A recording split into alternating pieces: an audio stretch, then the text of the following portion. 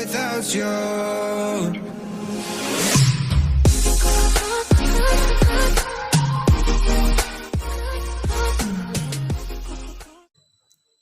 Halo teman-teman, pada kali ini saya mau menjelaskan tentang dalam permainan sepak bola.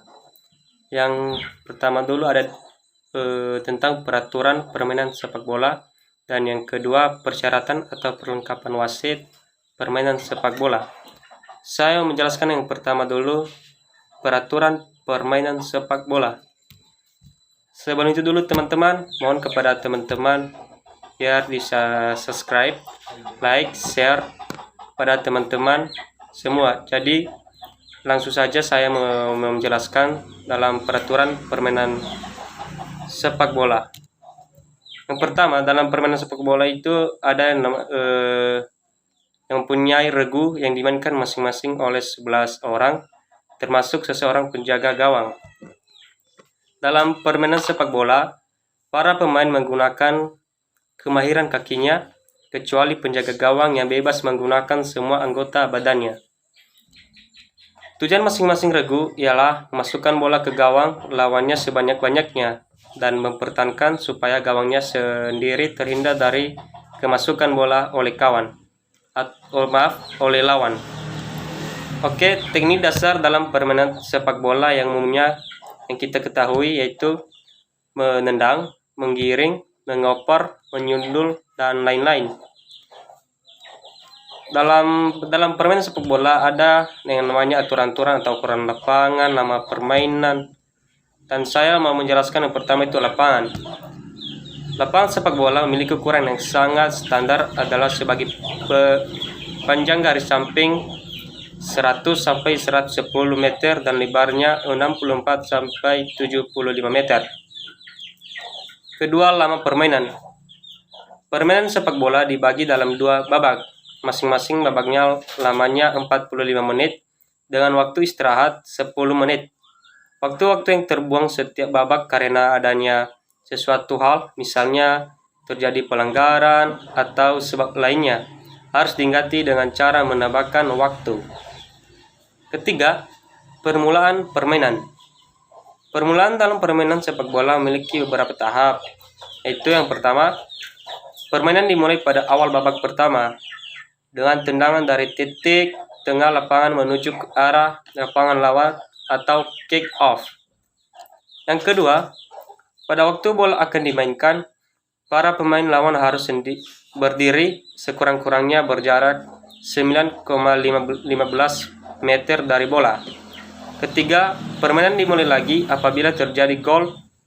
Yang keempat, awal babak kedua dimulai. Tendangan pertama dilakukan oleh pemain dari regu yang tidak melakukan tendangan pertama pada babak pertama.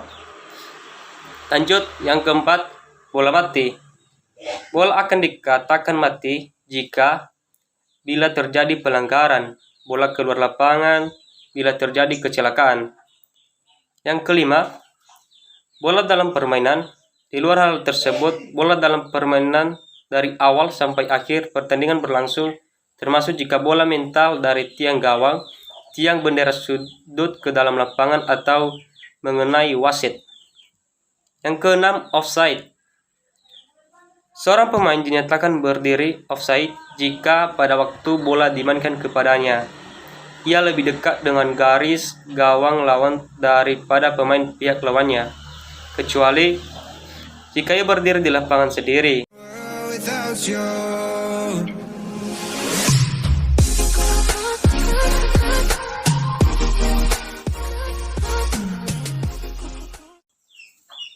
Bagi teman-teman, saya melanjutkan dalam poin kedua, itu untuk menjadi wasit harus memenuhi persyaratan sebagai berikut atau syarat-syaratnya. 1. Harus berbadan sehat menurut keterangan dokter atau tidak berkacamata, tidak buta warna dan penglihatan baik. Yang kedua, umur antara 24 sampai 40 tahun. Yang ketiga, berijazah SMA atau yang sederajat. Dan yang keempat, memahami dan melaksanakan janji wasit. Dalam persyaratan dalam wasit harus